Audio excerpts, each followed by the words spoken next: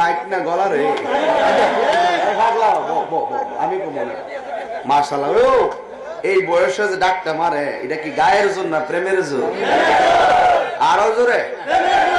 প্রেমের জোর আপনি কিন্তু পারতেন না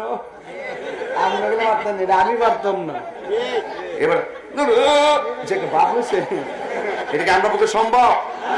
তাহলে এই কণ্ঠ দেওয়ার মালিক কে গোলাপ ফুলে যাহা আছে বেলি ফুলে এই দুইটা ফুলের পার্থক্য করছে কে